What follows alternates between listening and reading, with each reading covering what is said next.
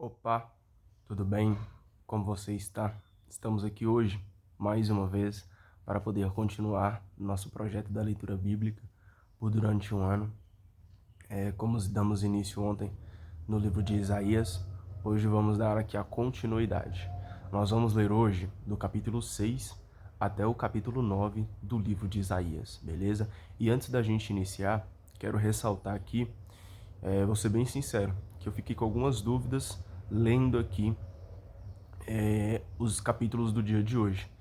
Então eu vou tentar enfatizar ao máximo a leitura que a explicação que a própria Bíblia traz pra gente, porque assim eu consigo focar um pouco mais e consigo explicar um pouco mais segundo a explicação que a própria Bíblia traz. Fiquei com algumas dúvidas e como aqui o desafio ele tem que ser corrido, eu não posso parar para dar um estudo aprofundado em todas as passagens, eu vou preferir focar nessas explicações aqui da Bíblia, tudo bem? Então, sem mais enrolação, pega aí a tua Bíblia para a gente poder dar início aqui em Isaías capítulo 6. No ano que morreu o rei Osias, eu vi o Senhor sentado num trono alto e elevado. A barra do seu manto enchia o templo. De pé, acima dele, estavam serafins, cada um com 6 asas. Com 2 cobriam o rosto, com 2 cobriam os pés e com 2 voavam. Eles clamavam uns para os outros: Santo, Santo, Santo é Javé dos exércitos. A sua glória enche toda a terra. Com o barulho das aclamações, os batentes das portas tremeram e o templo se encheu de fumaça. Então eu disse: Ai de mim, estou perdido. Sou homem de lábios impuros e vivo no meio de um povo de lábios impuros. E meus olhos viram o Rei, Javé dos exércitos. Nesse momento, um dos serafins voou até onde eu estava, trazendo na mão uma brasa que havia tirado do altar com uma tenaz. Com a brasa tocou-me os lábios e disse: Veja, isto aqui tocou seus lábios. Sua culpa foi removida, seu pecado foi perdoado. Ouvi então a voz do Senhor que dizia: Quem é que vou enviar? Quem irá de nossa parte? Eu respondi: Aqui estou, envia-me. Ele me disse: Vá e diga a esse povo: escutem com os ouvidos, mas não entendam. Olhem com os olhos, mas não compreendam. Torne insensível o coração desse povo, ensurdeça os seus ouvidos, cegue seus olhos para que ele não veja com os olhos, nem ouça com os ouvidos, nem compreenda com o seu coração, nem se converta, de modo que eu não o perdoe. E eu perguntei: Até quando, Senhor? Ele respondeu: Até que as cidades desmoronem, despovoadas, até que as casas fiquem desabitadas e os campos devastados e desolados. Porque Javé expulsará os homens e o abandono crescerá no país. E, se nele sobrar apenas uma 10ª parte, tornará a ser cortado como o carvalho e o terebinto. Depois de cortados, resta apenas um toco. Esse toco será uma semente santa. Então, até trazendo aqui a explicação que a Bíblia traz para a gente aqui sobre o capítulo 6, diz o seguinte: o relato da vocação de Isaías mostra que o âmago de toda e qualquer vocação profética está no experimentar a transcendência e a santidade de Javé. Olha para você ver que interessante. A vocação aqui de Isaías é experimentar, o mais profundo, a santidade, a transcendência que vem de Deus. Que nós possamos aprender com Isaías que devemos ser santos. É difícil, não estou falando aqui que nós seremos perfeitos, mas é buscar a santidade. Mesmo com alguns erros, com algumas falhas, com alguns pecados no meio do nosso caminho que mancha um pouco a nossa vida, vamos nos arrepender e estar cada dia mais próximo. É buscar ser santo porque Deus é santo. Só a partir dessa experiência é que alguém pode reconhecer a própria relatividade, estou perdido, e desvendar as ideologias que se tornaram absolutas. Assim, a segurança com que o profeta se sente porta-voz de Deus provém do reconhecimento de que Javé é o único absoluto.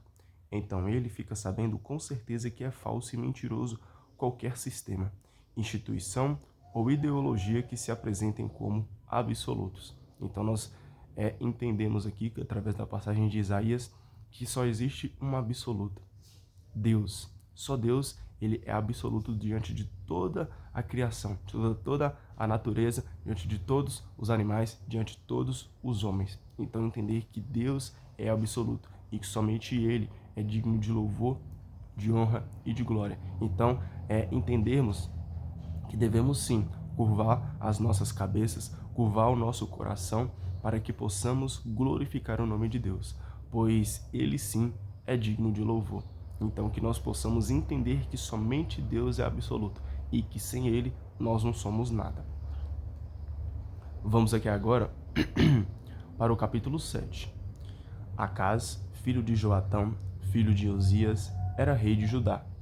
Razom, rei de Arã, e Faceia, filho de Romelias, rei de Israel, subiram contra Jerusalém para tomá-la de assalto, mas não conseguiram atacá-la, pois o governo de Judá foi avisado de que Arã tinha feito aliança com Efraim. Com isso, o rei e todo o povo ficaram agitados como árvores do bosque, agitadas pelo vento. Então Javé disse a Isaías: Vá ao encontro de Acaz, você e seu filho Sear-Jazube.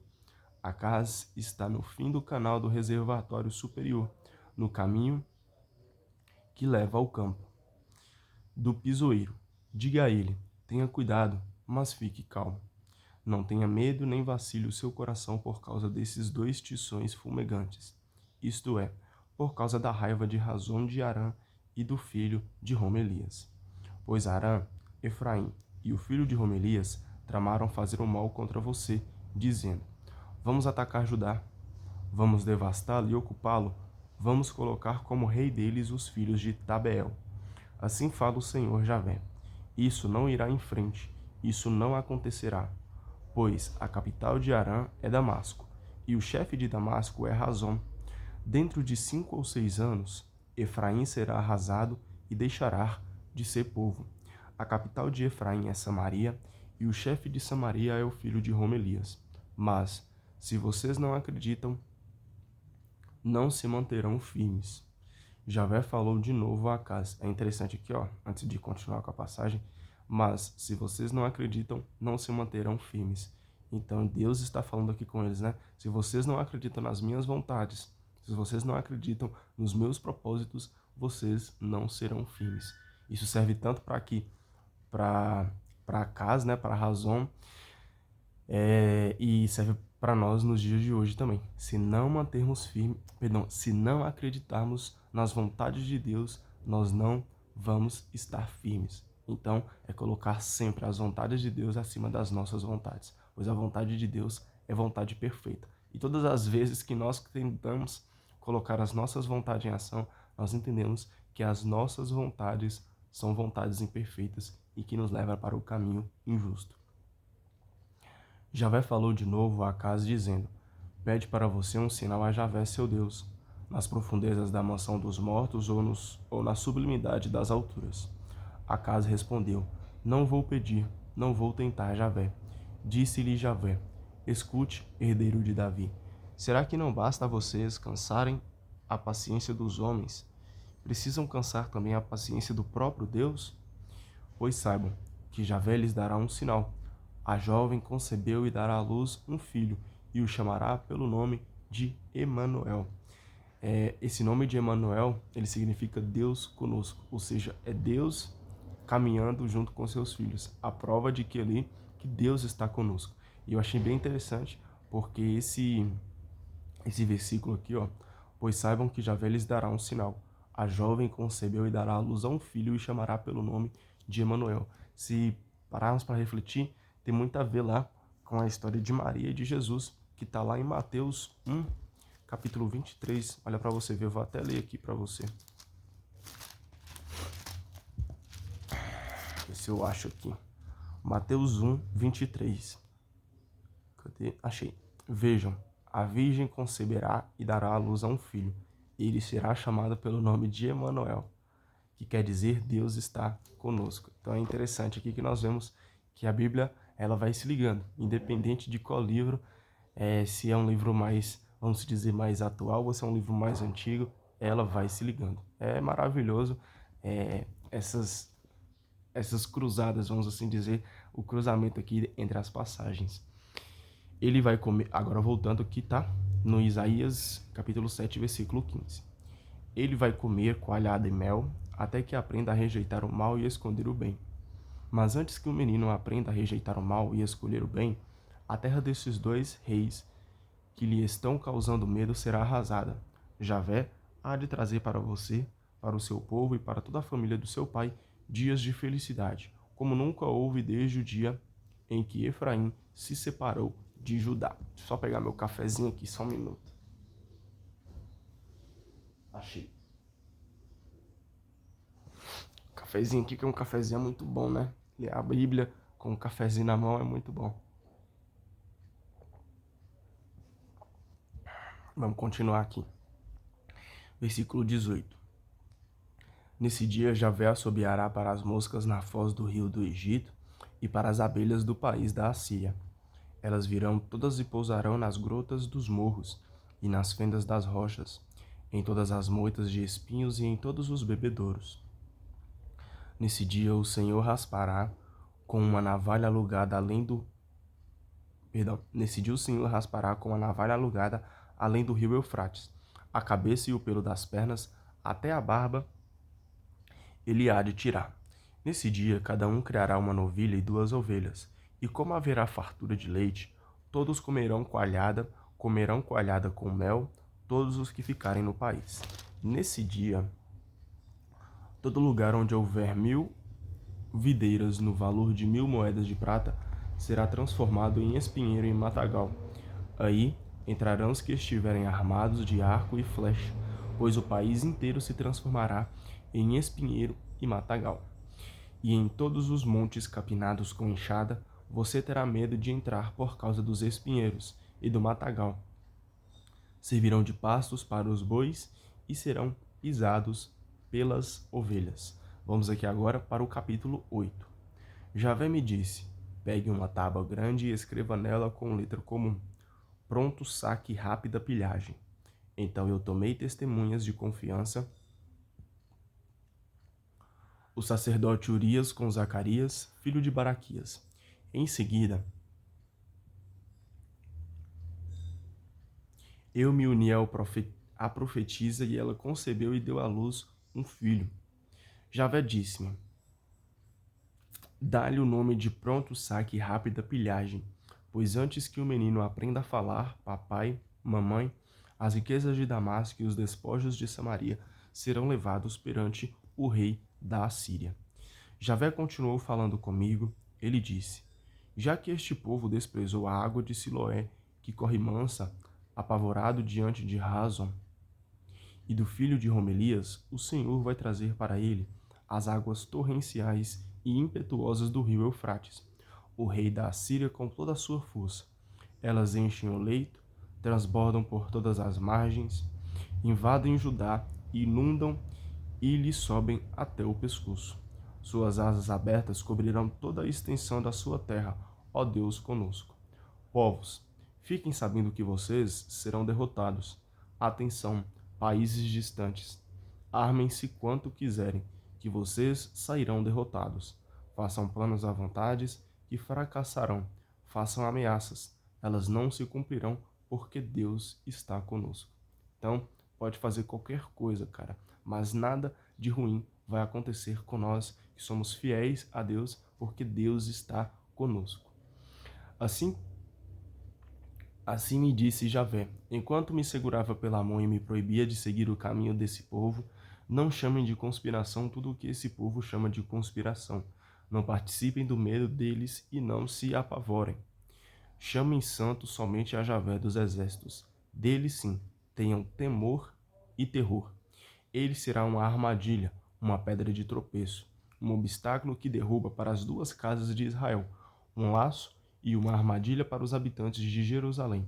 Muitos tropeçarão nela, cairão, se quebrarão, serão presos e capturados. Eu trouxe aqui também a explicação do capítulo 15, do versículo 11 ao 15 aqui que nós acabamos de ler, que diz o seguinte para a gente.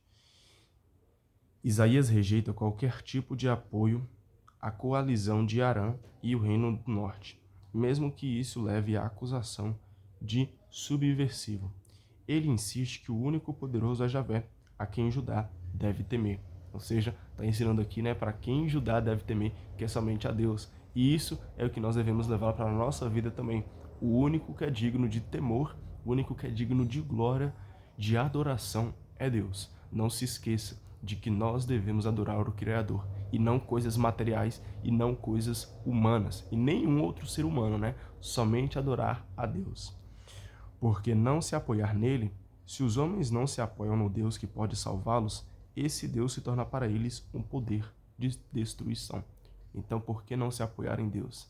Se não apoiarmos em Deus, infelizmente estamos fadados aí à destruição. Então, apoie em Deus, se apoie em Deus, porque sem apoiarmos em Deus, infelizmente nós vamos cair nessa destruição. Feche esse atestado, versículo 16, tá? Feche esse atestado e lacre essa instrução junto aos meus discípulos. Eu confio em Javé, que esconde a sua face à casa de Jacó e nele espero. Agora, eu e os filhos que Javé me deu, somos para Israel sinais e presságios de Javé dos exércitos, que mora no monte Sião. Quando disserem a vocês, consultem os espíritos e adivinhos, que sussurram e murmuram fórmulas, por acaso um povo não deve consultar seus deuses e consultar os mortos em favor dos vivos? Comparem com a instrução e o atestado.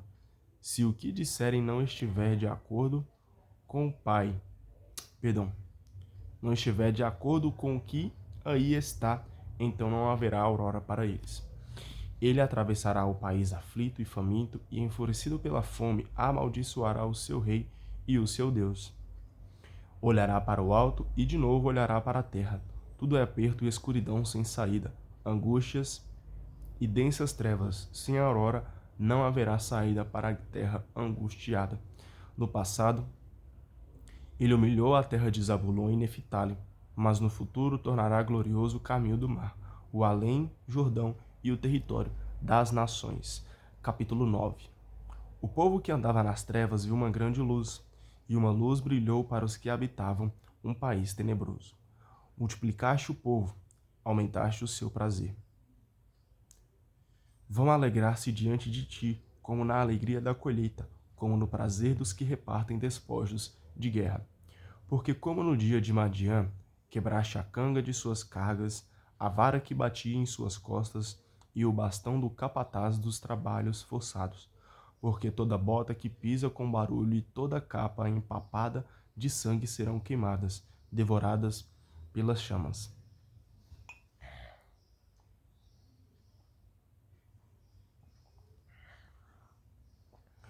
Porque nasceu para nós um menino, um filho nos foi dado. Sobre o seu ombro está o manto real, e ele se chama Conselheiro Maravilhoso, Deus Forte, Pai para sempre, Príncipe da Paz.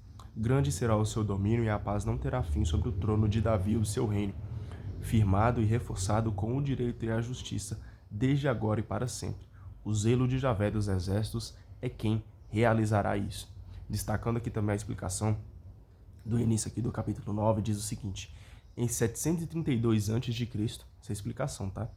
O rei da Assíria toma os territórios da Galileia e adjacências, incluindo Zabulon e Neftali. O povo do reino do sul teme o avanço assírio, mas o profeta mostra que Javé libertará os oprimidos e trará a paz. Então não importa aqui o domínio do inimigo.